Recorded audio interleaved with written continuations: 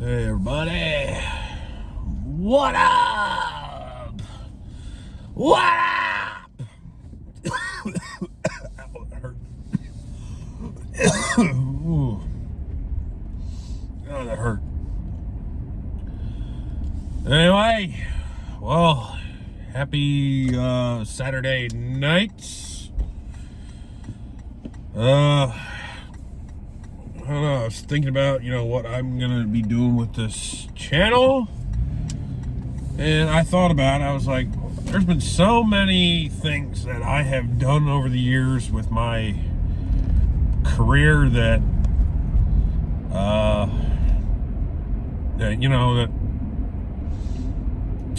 that I've never really shared my, that I think it'd be, kind of funny if I shared a lot of the stories that I've gone through over the years with my career, because I think it'd just be entertaining. I think people would probably like the stories, and I can't believe that I've basically kept them to myself for that long, instead of vent, because I know I've talked to my family about them and stuff over the years, but to throw it out in the void and see what you all think. I don't know, I just had an idea after today, because I went out earlier this morning. I went to go meet a guy for a possible listing. The house was built in 1796. Absolutely, it was like a stone front. Like the house was like stone front, colonial. It's about a little like 3,000 some square feet above ground and 1,000 some square feet below ground. So overall it's about a little over 4,200 square feet or something like that. And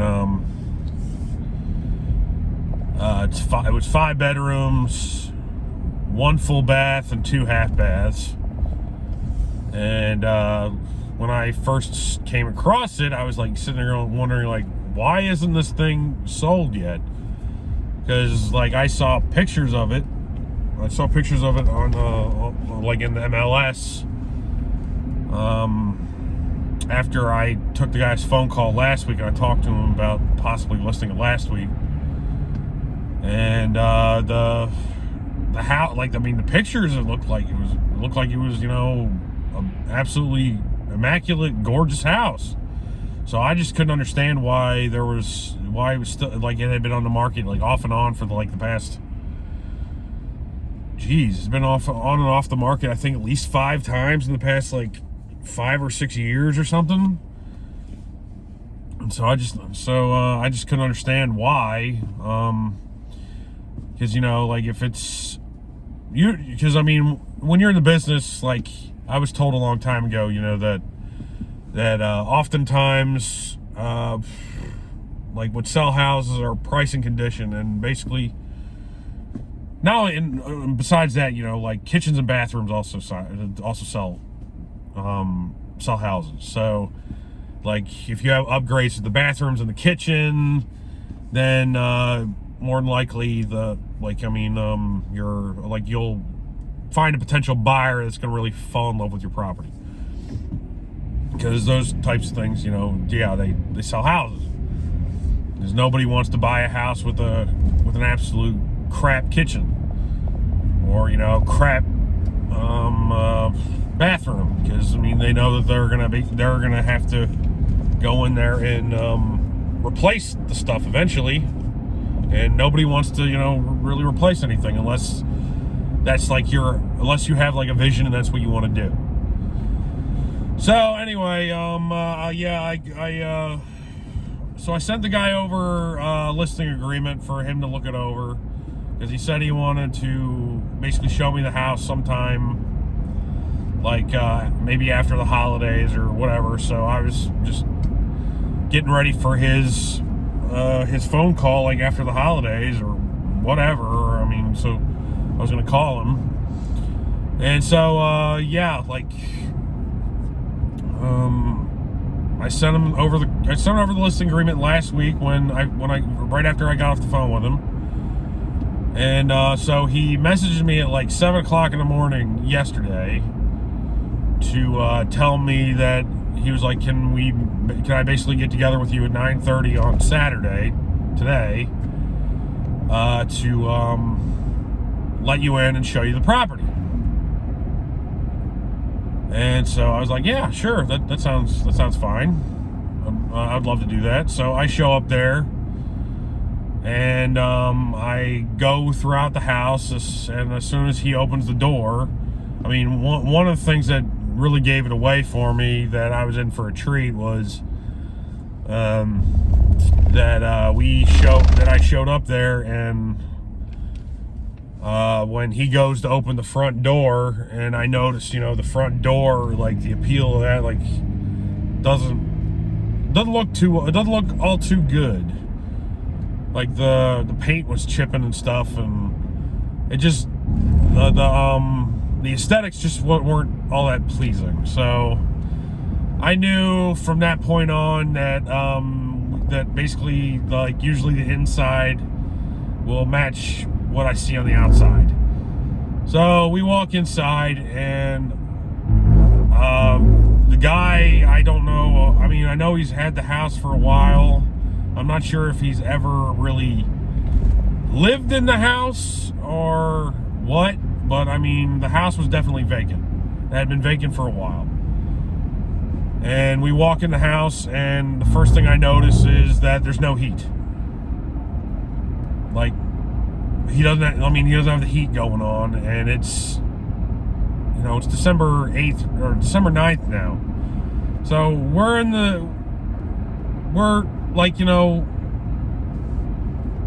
about when is the winter solstice? December 21st? Or, yeah, I think it's December 21st. So we're about to winter time, and I know for a fact in my state that the weather has been like in the 30s and stuff like that, or below for the last like couple weeks at nighttime at least. And the problem with you not running your heat and it's vacant, because I know people want to try and save money, but the thing about it is, if you don't run your heat, like the pipes can burst. If you haven't winterized your property and you have water running through there, then I mean, the pipes can burst. And so that was like the first thing that I was thinking about was, I know the house is built in 1796. I'm wondering about the plumbing, how old the plumbing is, like if there's galvanized pipes in there, as that's just, I was studying to try and, get my home inspector's license, like last year around this time, and I'm still working on trying to get it. So, I mean, I know that, about things like galvanized pipes and what to look for with that, and so it was just that was just running through my mind, and anyway,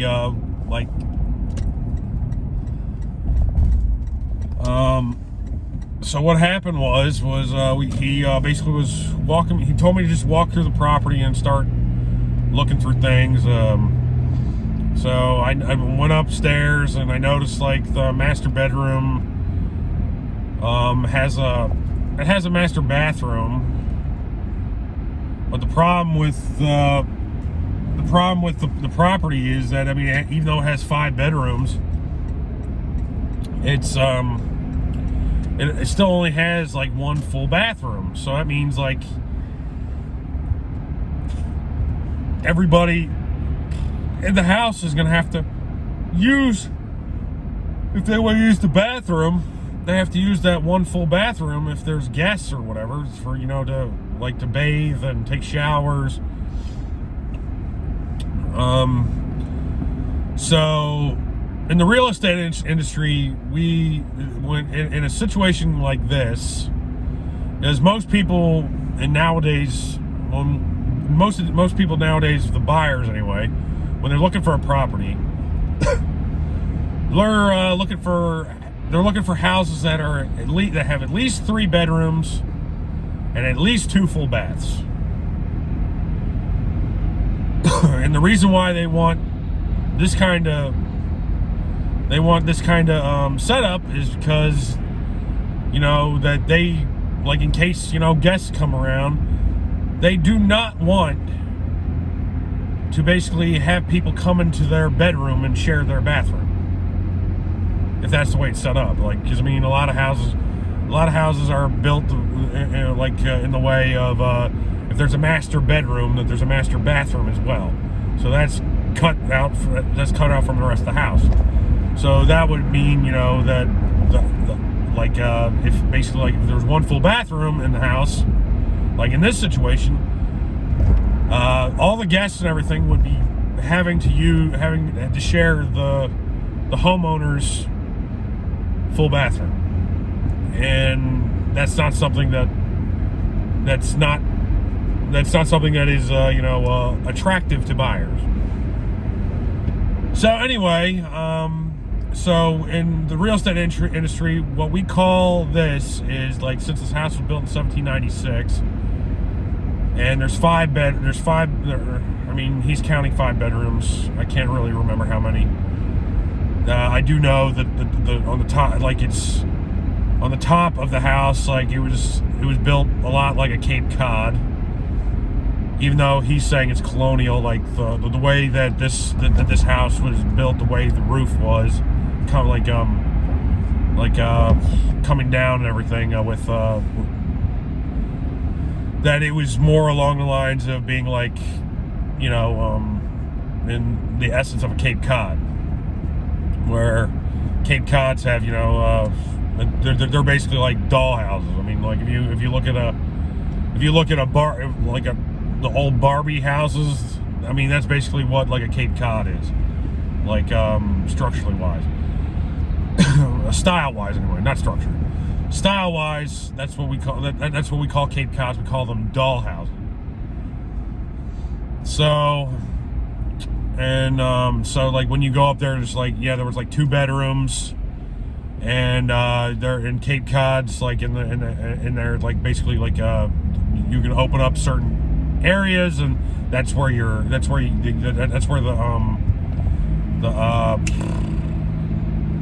the insulation is that they put in there, like, on the inside of there, and it's also like where you consider, like, basically storage or / attic space or whatever in these certain areas. So anyway, in the real estate industry, what we would call a 5-bedroom, 1.5 bath is functional obsolescence, which means it's functional, but quite frankly, with the one full bathroom, it makes it obsolete. Sort of like, you know, with computers. Like, computers, I mean, if you're basically running a computer from 1994 today, we would consider that, you know, it's functional, but it's not the ideal operating system. It's considered, like, obsolete. So we used to do the same thing in real estate with, you know, older homes. If there's like 3 bedroom, 1 full bath, yes, it's functional, but it's not really what the buyers are looking for. It's considered obsolescent. I'm sorry if I'm pronouncing it wrong. I have trouble with pronunciation sometimes. So anyway, I'm going throughout this house. Yeah, there's 1/2 bath on the first floor, and there's like 1/2 bath, I think, on the top floor somewhere, I think. And so I'm going throughout the house, And he shows me to the basement, and I go and look at the basement, and I think the homeowners owned this house for at least 20 some years. And I went up to look at the HVAC system, and the HVAC system looked like it hadn't been turned on in a long time. Like there was dust all over it. And so I went up to the cellar, and I asked him. I was like, "So, I mean, how old's the HVAC system?" "Oh, I don't know. It was just there when I bought it. The house was built over 100 years ago." Right there tells me, that, oh my God, what am I dealing with? Like the homeowner doesn't know how old the HVAC system is for the house. He just knows it works. And so I noticed that there were like oil tanks in the basement for the radiator heat. So he told me that there was radiator heat because I saw radiators in the house. So there's that going on. And some people really like that kind of heat, and other people are kind of wary about it and don't want it. So I mean, it really depends on the buyer. Quite frankly, I mean, I was working with a buyer about, how long ago was it? Like, it was before Sabrina died, so it had been at least over 4 years ago. It was like back in March of 2019, I think. So yeah, there was a buyer that I was working with back then. Like whenever I would go and show her property, and I mean, she did all the research herself to try and to look for what she wanted to look at. And I remember one time we went to go look at a house. She saw that there was a oil tank in the house, and she's like, "I've seen enough," and she just packed up everything and walked out. So some people like oil heat, and some people, it's such a turnoff for them that they run the other direction as soon as they find out about it. So anyway, I was dealing with this seller today, and like I'm sitting there asking him questions. I'm like, "So I saw in your disclosures or your property, or in the property thing, it says that there's a private septic tank here, and is that true?" And he was like, "I'm not sure. I don't know." Like he just basically evaded the question and said he didn't really know. So anyway, so he had me like walk around the outside of the house, and when I was like looking on the outside of the house, I mean, it's on a lot that's a little over an acre. But the problem is that like the way it's built, like I mean, there's the yard basically goes up, and so part of his house, when I was looking at it, like the roof of like the lowest part of the roof was basically touching the ground, like on the hill of where the house meets the hill, pretty much. And the problem with this situation is that since it rains and water is, I mean, the water basically, like is, I mean, it's beautiful. I mean, it's the elixir of life, and it helps us out with, keeping us all alive and shit. But what also water does is water is also a main contributor to destruction. I mean, just look at the Colorado River with the Grand Canyon. The Grand Canyon is beautiful, right? Well, the Grand Canyon was basically built because it was like because of erosion from the Colorado River eroding the land around it and through it. So like it helped, basically who's the main architect of the Grand Canyon. So it's beautiful. So if the water can do that, with, like, eroding away and, making something like that, then, I mean, what do you think it'll do with a house? Especially when left untreated, and, if the contractor doesn't come out there to help, divert the water away from the property. So, I mean, I'm not a licensed home inspector by any means, but I mean, I just wouldn't be surprised if if a home inspector was brought in there to look at things, if basically around that area that there might be some underlying water issues that haven't been addressed yet. So anyway, the roof also looked like it hadn't been addressed in at least 30 years. I mean, with the roof, you want the shingles to. So I mean, when you're looking for a property, and I mean, you can just use my this video as a guide for you in the future. I know I'm all over the place. I apologize, but I mean, sometimes my brain, when I want to say something, but it's hard for me to get it out. So sometimes there's some misfiring going on. But anyway, just let you know. I mean, so if you want to use this as a guide in case you're not in my state, I mean, I work in Maryland, and I can also sell and buy in Pennsylvania. So I mean, you can just use this as a guide for when you're looking for just to look for when you go and look at properties in the future, if you're ever in the market. So anyway, one of the things that I always look for when I go and look at a property is basically the age of the roof, because the roof is one of the most important things of the property, besides the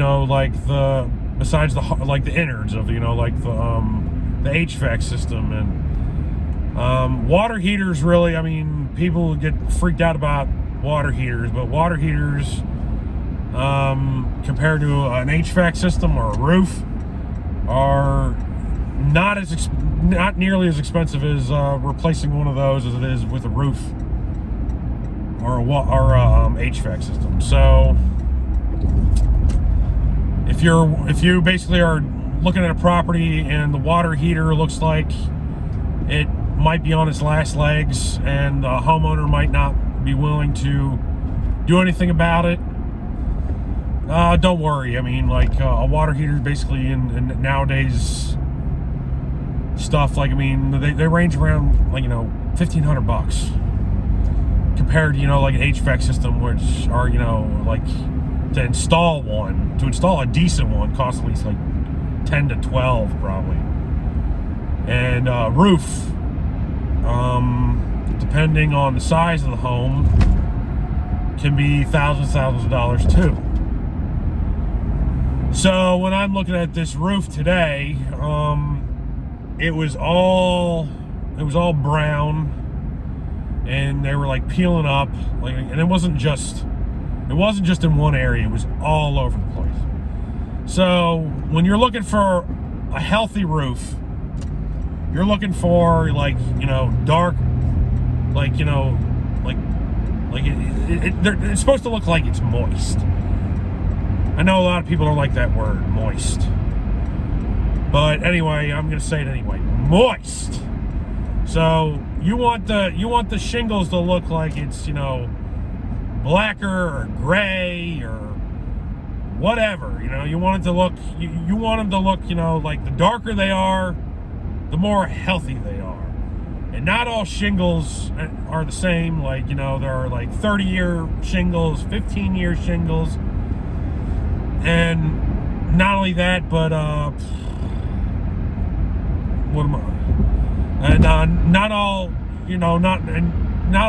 not every house is the same. So depending on where your house is, if there's a lot of sun beating on your house,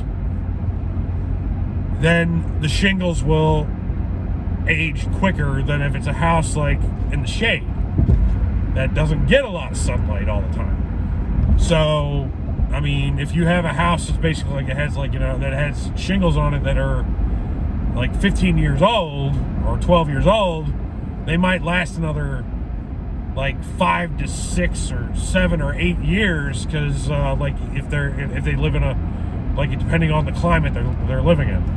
Whereas, if you're looking at like shingles that are like basically constantly underneath the sun's glare, they'll need to be replaced like right away, and maybe even before like 15 to 30 year shingles, like before they say they need to be. So anyway, the point of the matter is like this house, like the whole roof need to be redone. And so the seller's sitting there like telling me about how he wants to redo the kitchen, put in a new bathroom, put in a shower in the bathroom, and the whole 9 yards. And I'm sitting there going like, yeah, I think you're missing something really important here, and that's the roof. I mean, I can guarantee you, like, one of the main reasons why his house is not sold, besides, the fact that it's overpriced and the condition that it's in, is that roof. And so, anyway, my listing appointment seemed like it went okay. He said that he wanted to redo the kitchen, redo the bathroom, and I guess like help, fix up the living room. And I mean, those are all good things. But quite frankly, I mean, he should really turn the heat on in the place if the furnace is working, to make sure that the the pipes are safe and secure, and that that he should basically do something about the roof. And I think if he did those things, like he made it sound like he was being willing to sell it to like an investor type and have them come in and use their vision to basically fix up the place and bring it back to life. But in the current condition that it's in, the price that he had it at, and the comparables I looked at for houses in his area that were in good condition, I mean, there's no way he's going to be selling that house in that condition for the price that he had it listed before. So anyway, so I talked to him. He said that afterwards that he'll keep in touch with me. That so I'll probably I'll reach out to him in a few days to see what he wants to do. And he said that his previous person that he had been working with that reached out to him about having potential buyers and like possibly. So I'm sitting there going like, Jesus. So I mean, like you knew about this before. You called me out here to go and look at it, and now he's probably going to just basically use me to negotiate with the previous guy, even though the previous guy obviously didn't do anything for him. Like, I mean, he didn't ask him like anything about didn't tell him about his roof, or didn't ask him about his HVAC system or anything. Anyway, whatever. So that's pretty much been my day, and I didn't really get any sleep last night because I don't know, like before I do anything, like the way my mind works is I just can't turn my brain off. I just can't turn my brain off to basically get to sleep before something important like an exam or listing appointment or home inspection, to do a home inspection with somebody, to meet a home inspector. No matter what it is, it seems like I can't sleep the night before. And so yeah, I went and I did that, and afterwards I came back home and I just basically passed out and fell asleep. And When I woke up, I went and got something to eat for lunch. Dinner, I guess. Yeah, it was dinner. It was like I ate around 8 o'clock. It's not really lunch. It's now after 10. And I don't know. I just decided I just wanted to go for a ride to drive around to just clear my head about things. So I went for a long drive. And Matt, if you see this video, where I started the video, I started out in front of your house. I'm sorry. So I'm just letting you know. I know you're probably like working on a video or something like that. I didn't want to bother you, so, and I just wanted to just drive around for a bit and possibly make a video and talk to you all a little bit about things, you know, just to shoot the shit, you know. And I'm not sure if anybody really wants to listen to my real estate stories or, you know, like my story, like, you know, like these kind of things. But anyway, if you do, I'll keep continuing to do them. I mean, I like talking about my job, and I like helping and educate the customer and helping people along the way. And not only that, but like giving, you know, little anecdotal stories here and there about what's going on, about, you know, like stuff that's really happened in my career. So anyway, that's pretty much all I got.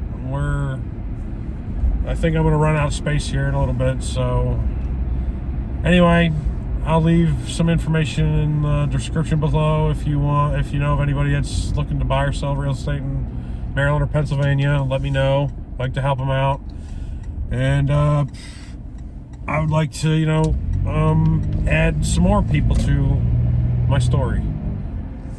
Anyway, I hope you all have a good night. Thank you very much. Bye-bye.